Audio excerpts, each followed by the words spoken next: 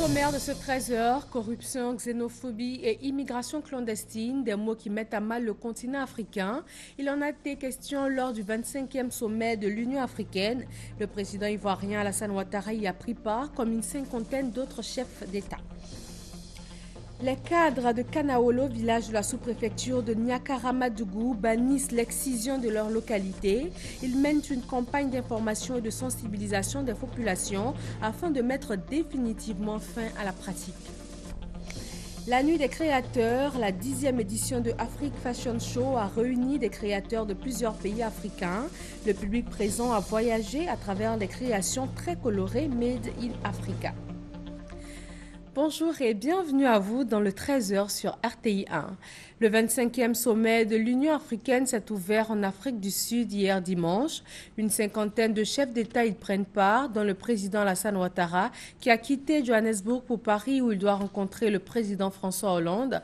Mais avant son départ, il a discuté avec ses pairs des questions de la corruption, de la xénophobie et de l'immigration qui minent les pays du continent. Jérôme Kofi Abolin.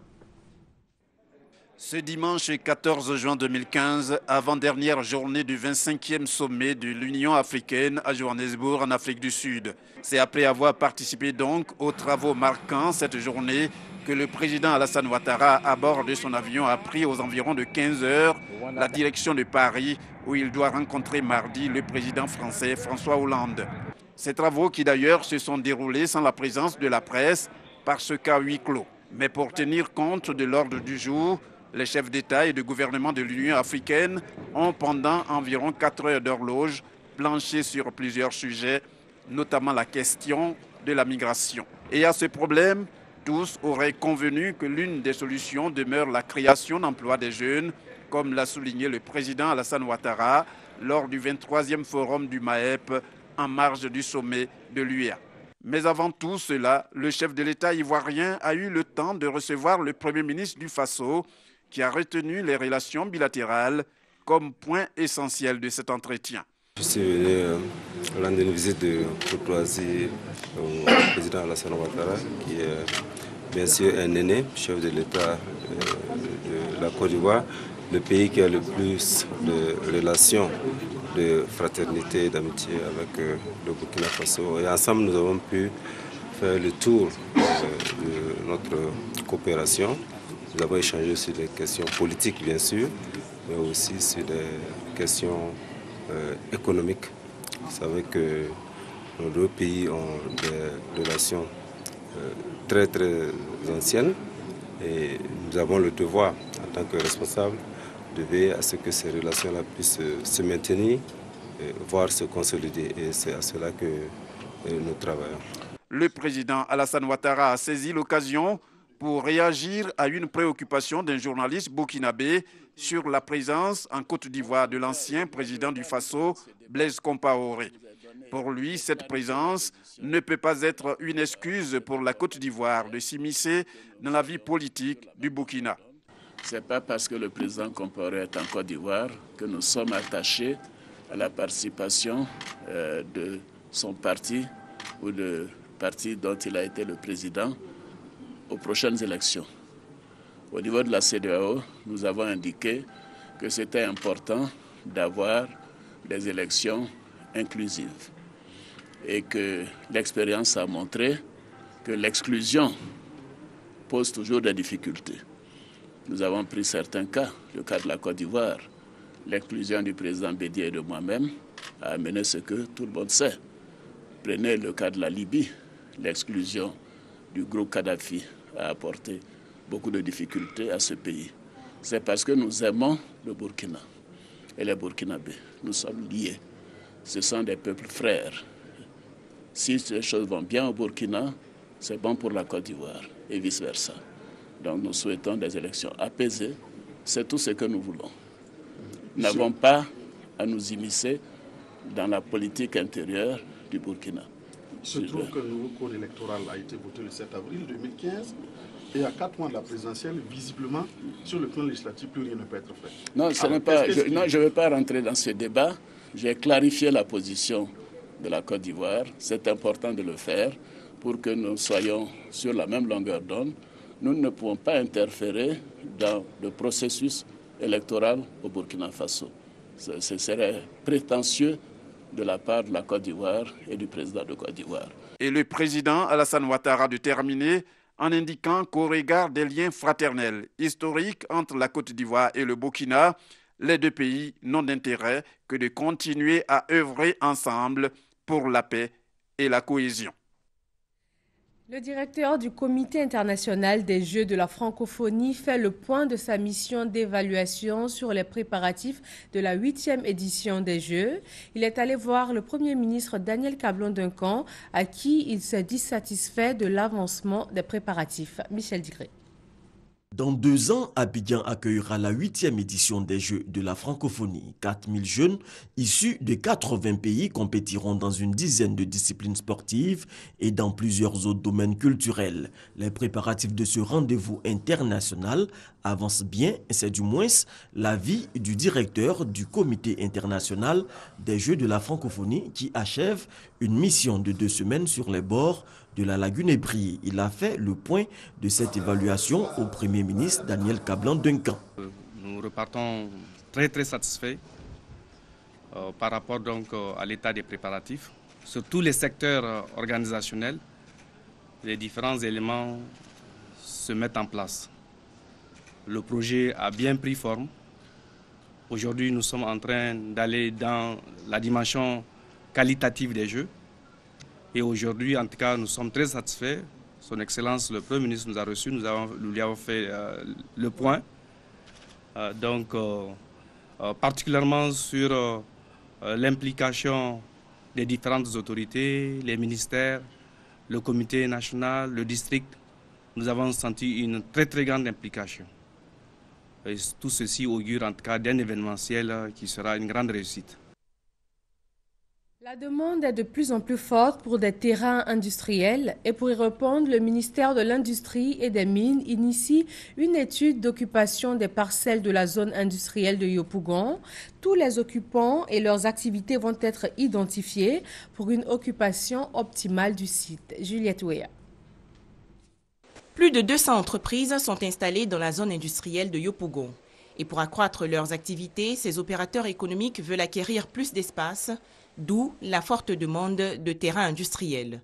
Le ministère de l'Industrie et des Mines, pour satisfaire les besoins de ces entreprises, initie une étude sur la monographie de la zone industrielle de Yopougon. Il s'agit donc à travers cette monographie, qui est en fait un système d'information géographique, de savoir sur l'ensemble de cette zone industrielle, quelles sont les entreprises qui sont installées, qu'est-ce qu'elles font exactement, combien de personnes y travaillent, quels sont les actes administratifs qu'elles détiennent, pour avoir une connaissance complète et totale, bien précise, la localisation, pour que dans la gestion de la zone industrielle, ceux qui doivent la gérer puissent avoir les éléments pour leur permettre de le faire de manière optimale. Cette opération lancée ce mercredi sera réalisée avec l'appui de la Confédération générale des entreprises de Côte d'Ivoire, de la Chambre de commerce et d'industrie libanaise et du Bureau national d'études techniques et de développement.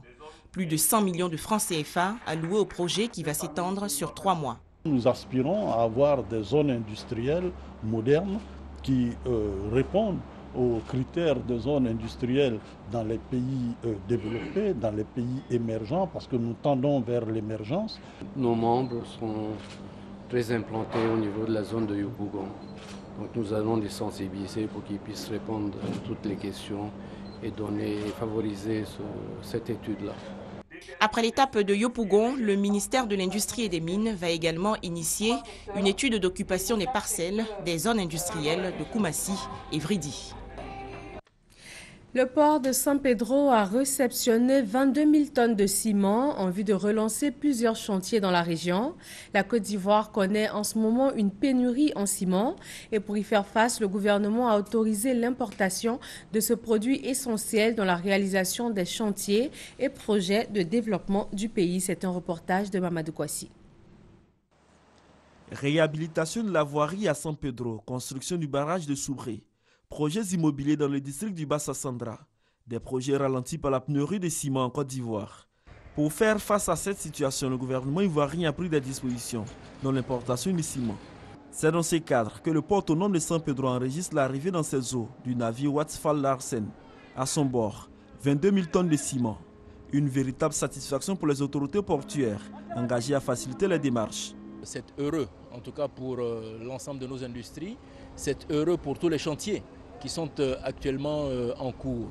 Mais ce que je voudrais surtout noter avec beaucoup de plaisir, c'est tout l'engouement, toute la mobilisation de l'ensemble de la communauté portuaire, que ce soit les dockers, que ce soit les manutentionnaires, que ce soit l'administration des douanes. Tout le monde, comme un seul homme, se lève pour pouvoir traiter et recevoir ce trafic-là conformément aux exigences, aux demandes de l'État de Côte d'Ivoire. Le corps préfectoral et les responsables des ministères de l'Industrie et du Commerce rassurent que tout sera mis en œuvre en vue d'éviter une augmentation du coût du ciment sur le territoire du district du Bassa-Sandra. Actuellement, le besoin du marché ivoirien s'élève à plus de 300 000 tonnes de ciment. Ce débarquement constitue la première phase de plusieurs déchargements qui seront faits en vue de couvrir les besoins du marché. Le ministère des Ressources animales et halieutiques initie des rencontres pour plancher sur la plateforme des politiques de l'élevage en Côte d'Ivoire et aussi sur la validation de la stratégie nationale d'éradication des trypanosomes et des mouches tsetse. Il s'agit par là d'élaborer des stratégies en vue de dynamiser le secteur de l'élevage et surtout de lutter efficacement contre ces insectes. Herman Yamia. L'Afrique perd du fait de l'action des trypanosomoses et des mouches tsetse 3 millions de bovins par an quand 18 millions de tonnes de nourriture et de lait sont affectés. La Côte d'Ivoire, qui est le deuxième pays le plus touché en Afrique de l'Ouest par ces insectes, veut se donner les moyens de mettre fin à leurs actions. En initiant ce double atelier, l'un sur la plateforme des politiques de l'élevage de Côte d'Ivoire et l'autre sur la validation de la stratégie nationale d'éradication des trypanosomoses et des mouches tsetse, les initiateurs entendent élaborer la meilleure stratégie capable de soulager les éleveurs ivoiriens. Ce double atelier est organisé en collaboration avec le Bureau international des ressources animales BIRA et la campagne panafricaine pour l'éradication de la mouche tsetse et de la trypanosomiase de l'Union africaine dans le cadre du programme de renforcement de la gouvernance vétérinaire en Afrique VETGOV, conçu et géré par la FAO et l'OMS. L'objectif de l'UAPATEC est d'écouter les mouches tsetse hors de l'Afrique par la création de zones durablement exemptes de la mouche tsetse et trypanosomose. Ce objectif ne sera atteint que si les 38 États de l'Afrique subsaharienne, victimes de ce fléau, se mobilisent ensemble comme une seule entité. La trypanosomose et la mouche tsetse colonisent 9 millions de kilomètres carrés en Afrique subsaharienne. Selon les experts, 400 000 personnes sont infectées, dont seulement 30 000 diagnostiquées et traitées, et 100 décès notifiés par jour. Plus de 200 maladies sont liées à la consommation de l'alcool selon l'OMS et c'est bien pire quand il s'agit d'alcool frelaté, c'est-à-dire fabriqué dans des conditions hors normes. Une campagne nationale contre les boissons frelatées a donc été lancée par l'autorité de régulation de la restauration et des métiers de l'alimentation avec l'appui du ministère de la Santé. Franck Quadio. Boire quelques verres de passage entre amis ou de façon régulière, pratique sociale courante qui peut à la longue s'avérer périleuse pour la santé, surtout si le breuvage est frélaté. Selon l'Organisation mondiale de la santé, c'est la cause d'un décès sur 20 dans le monde. Alors, plus d'alcool frélaté dans nos caves, c'est le credo poursuivi par l'autorité de régulation de la restauration et des métiers de l'alimentation. Nous avons décidé d'entrer en guerre contre la boisson frelatée. La formation va suivre, la formation sur la qualité du produit, la formation sur l'information de la qualité. Et donc tous ces éléments-là vont rentrer en ligne de compte et nous allons vraiment travailler. Il faut donc sensibiliser. Une campagne à l'échelle nationale pour lutter contre la commercialisation des boissons frelatées. Yopougon est la commune choisie pour le lancement. Commençons par savoir au niveau des débits de boissons, qu'est-ce qui est vendu? Quel type de boisson qui est vendu? S'agit-il de boissons alcoolisées et de quel type d'alcool? Une opération à laquelle adhèrent tenanciers d'espaces de divertissement et distributeurs. Nous avons aussi de formation en qualité et en dégustation pour savoir quelles sont les boissons frelatées. La campagne est la bienvenue. Il est important d'informer le consommateur, il est important d'informer les restaurateurs, de voir la différence entre les catégories de boissons, le type de bouteilles. La phase officielle lancée, plus d'arguments donc pour les éventuels contrevenants. Ce sont des sanctions qui partent, des amendes qui partent de 300 000 à 3 millions et des emprisonnements d'1 an à 5 ans de prison. Désormais, il faudra compter avec ces affiches de prévention réglementaire partout où l'on consomme l'alcool. L'objectif est simple, 0 alcool frélaté en Côte d'Ivoire à terme. L'excision ne se pratique plus à Kanaolo, village de la sous-préfecture de Niakaramadougou. C'est selon les autorités du village. Une campagne de sensibilisation des cadres du village a abouti à la fin de la pratique. Le reportage de Kwadio Kwame. Kanaolo, village de la sous-préfecture de Niakaramadougou. Aujourd'hui, l'excision est abandonnée dans cette localité pour le bonheur des petites filles. Elle a fait beaucoup, mais elle ne peut pas les compter, elle ne connaît pas le nom. Je suis contente parce qu'on ne fait plus l'excision dans mon village. La forêt sacrée, autrefois théâtre de cette pratique, est en partie détruite pour faire place à une école primaire de 3 classes destinée à l'instruction des petites filles de ce village. Pour la rentrée prochaine, Kanaolo a quitté l'obscurité pour accéder à la lumière, passage utile. Chacun dans sa petite famille essaierait de faire une sensibilisation aussi pour que tout ça s'arrête. Ça fait plus de 10 ans, aujourd'hui nous sommes heureux, notre combat a abouti. Les cadres qui ambitionnent de bâtir un village moderne et modèle ont par l'entremise de leur association réalisé plusieurs infrastructures communautaires de base. Âpre a été la lutte et ce n'était pas gagné d'avance, la tradition ayant la peau dure. Grand Bassam veut profiter de l'expertise en matière d'aménagement de la commune du Plateau. Les deux communes ont signé un partenariat pour mener à bien ce projet d'aménagement de Grand Bassam et aussi partager leurs expériences dans les domaines de l'éducation et de la santé. Michel Mambo. Plateau, centre des affaires, Grand Bassam, cité balnéaire. Juste un pas entre les deux communes, pourrait-on dire, car combien sont-ils les travailleurs d'Abidjan qui, après avoir bouclé une semaine bien remplie, mettent le cap sur Grand Bassam histoire de se détendre. Désormais, les deux cités ne font plus qu'une.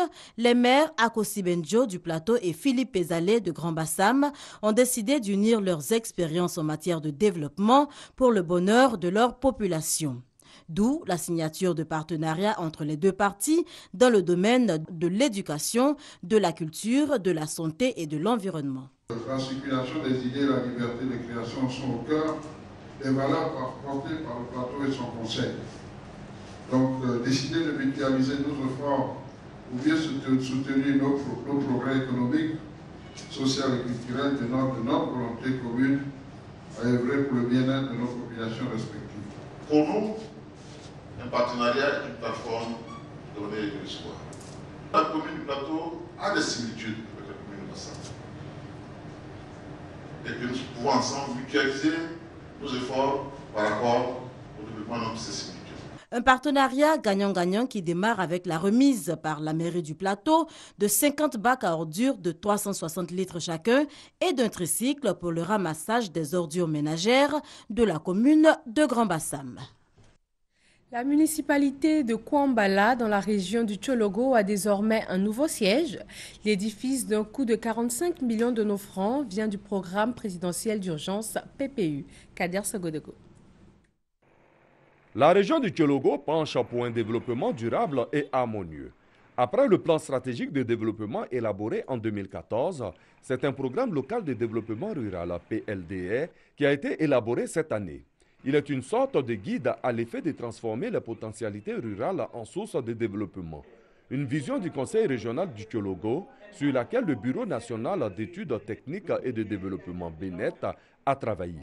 Dans sa présentation aux populations, tous les secteurs ont été pris en compte avec l'agriculture comme moteur de développement. Avec l'anacade, le coton, l'élevage et bien d'autres ressources agricoles, le monde rural pourra faire sa mue.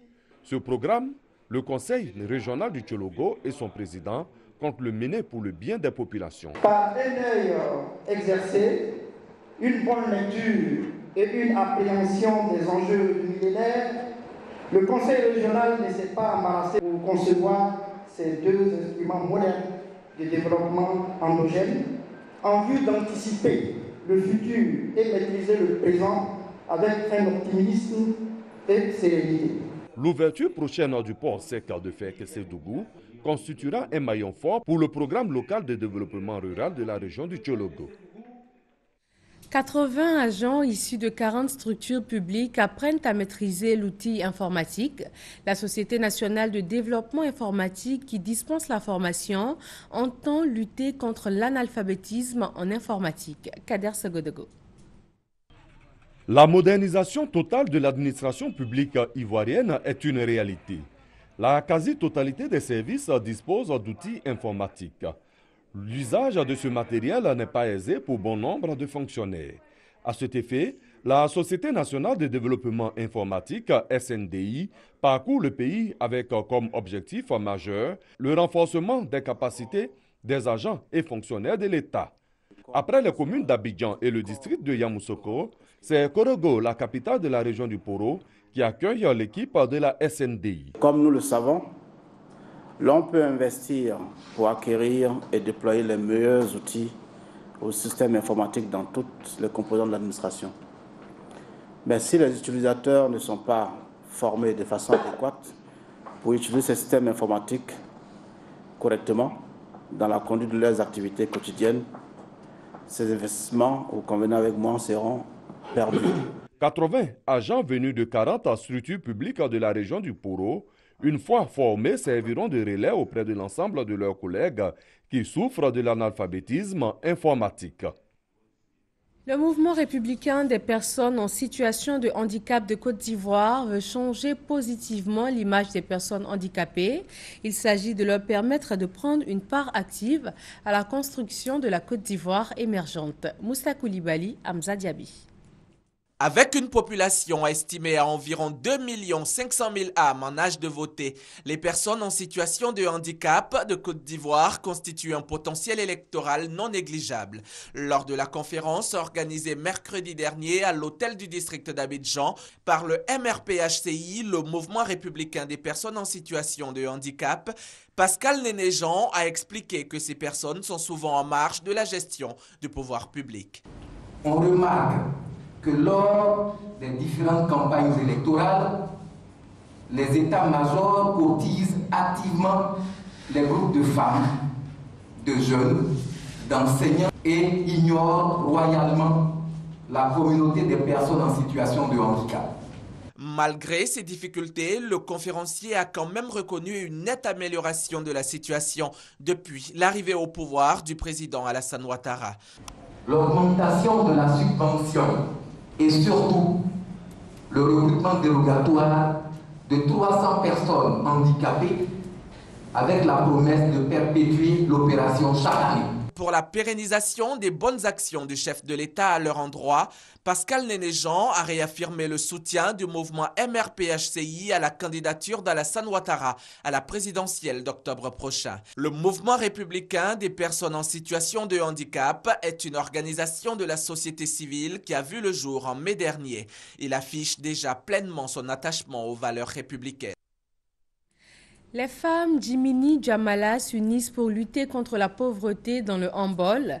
Elles ont créé des activités génératrices de revenus ensemble et elles œuvrent aussi à la promotion et à la consolidation de la paix. Elles ont également parlé de la prochaine visite du chef de l'État dans leur région. Pargasse reconnaît.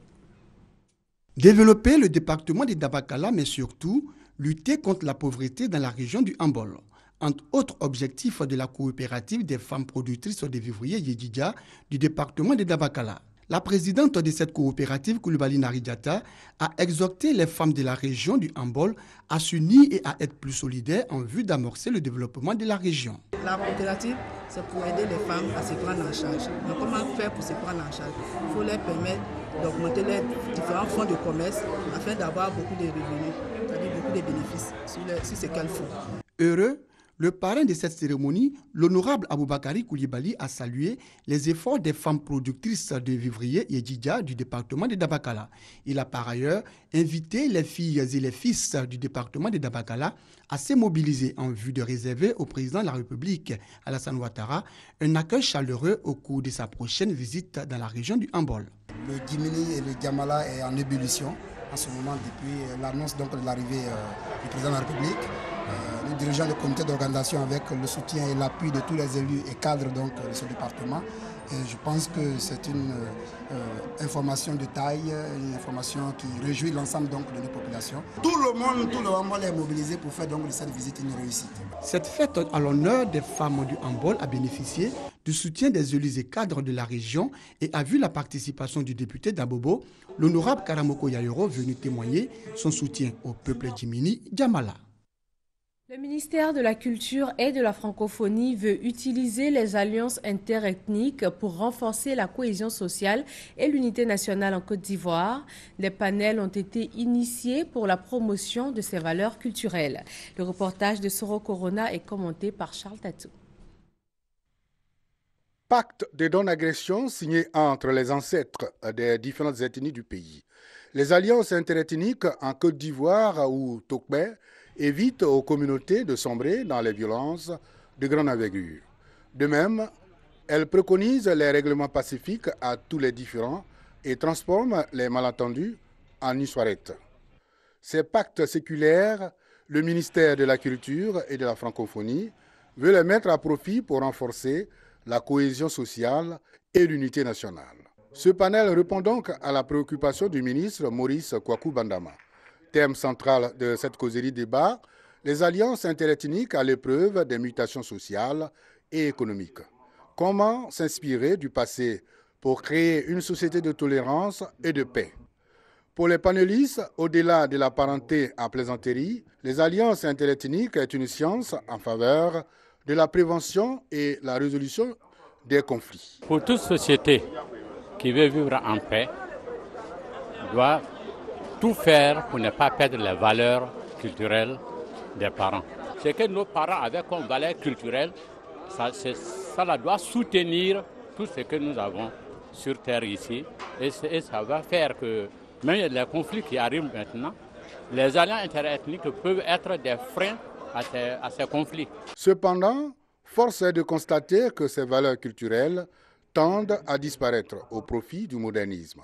Les participants à ce panel ont préconisé un éveil de cet atout culturel de la Côte d'Ivoire. Voir les chefs traditionnels surtout, voir avec eux comment est-ce qu'ils peuvent faire revivre ça. Parce que la jeunesse d'aujourd'hui a tendance à négliger cette alliance-là, alors que c'est très important.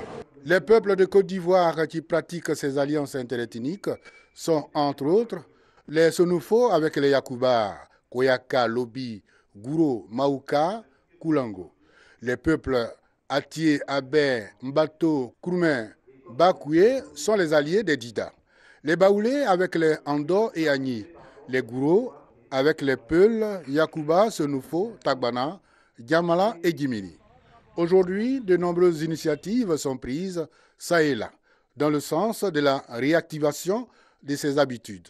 Il appartient aux autorités de soutenir une politique de vulgarisation de ces alliances interethniques. Direction la commune d'Abobo, la génération Blessoué et la plateforme de la jeunesse du village d'Anankouakouté prônent la paix et la réconciliation. Ces deux entités ont initié une rencontre avec les différentes communautés ethniques du village. Grâce Kando. Anankouakouté, village situé dans la commune d'Abobo. Pendant la crise post-électorale, ce village de plus de 1000 âmes a connu des moments difficiles. Pour la première fois, autochtones, allogènes et autres communautés se sont affrontés. Bilan, plusieurs morts et des blessés. Aujourd'hui, ces différentes communautés ont décidé de fumer le calumet de la paix à travers leurs enfants, d'où le thème « Enfants, modèle de réconciliation et d'unité ». La population de Anankouakouté est prête à repartir pour une vie fraternelle véritable. Car sans cette vie de communion, sans cette cohésion, rien ne peut être possible. Nous voulons, à travers cette manifestation, donner au village d'Anankouakouté d'être une des voix pour amorcer le développement pour notre pays. Développement qui repose sur la réconciliation véritable, une réconciliation également qui doit avoir pour fondement la justice et la vérité. Cultiver et instaurer la cohésion sociale dans le village d'Anokwakouté, c'est ce à quoi s'attellent désormais les populations. Au niveau de la réconciliation, c'est une bonne chose qu'on a qu'à faire réconciliation entre nous, les musulmans, les chrétiens. Nous allons demander à notre chef du village pour que l'unité règne dans notre village ici avec tous nos partenaires, nos amis qui nous entourent. Rencontre rendue possible grâce à la coordination de la génération des Bleussoués et la plateforme de la jeunesse du village d'Anokwakouté. Toujours dans le cadre du renforcement de la cohésion sociale, d'autres activités sont prévues à Anokwakouté. Un nouveau chef de canton pour la tribu Mangourou dans le département de Zieunula. La cérémonie d'investiture du nouveau chef avec Thérèse Yoboué. Zorofla est une localité située dans le département de Zieunula. Cette localité vient d'avoir un nouveau chef de canton, Alexis Kiebi. Son investiture a donné lieu à un moment de joie et d'allégresse de la part de la tribu Mangourou, qui a décidé de reconnaître désormais en Alexis Kiebi son guide. Léopoldine Kofi-Tiezan, cadre de la région, a exprimé à cette occasion toute sa gratitude au chef de l'État pour l'attention particulière qu'il accorde à la tradition. Elle a invité ses frères et sœurs à l'entente pour sortir cette région de la léthargie. Parrain de la cérémonie, Charles Kofi Dibi, ministre d'État, ministre des Affaires étrangères. Il a rappelé au nouveau chef de canton ses droits et devoirs à l'endroit de ses administrés. Il a également exhorté les populations à entretenir des relations de bonne conduite avec leur nouveau chef et de bon voisinage avec les différentes communautés vivant dans la localité. Le nouveau chef de canton est enseignant à l'Institut national polytechnique Félix Houphouët-Boigny de Yamoussoukro. La 10e édition de Afrique Fashion Show a réuni des créateurs de plusieurs pays africains. Le public présent à cette cérémonie a voyagé à travers des créations très colorées made in Africa. Le djihadiste Mokhtar Belmokhtar aurait été tué au cours du week-end lors d'une frappe américaine en Libye. Le Pentagone confirme avoir visé l'ex-chef d'AQMI, mais ne certifie pas sa mort. Le chef djihadiste algérien a déjà été donné pour mort plus d'une dizaine de fois ces dernières années et les autorités libyennes ne contrôlent pas la zone où a été mené le raid. Fin de ce 13h. Merci de l'avoir suivi. Excellent début de semaine sur RTI1.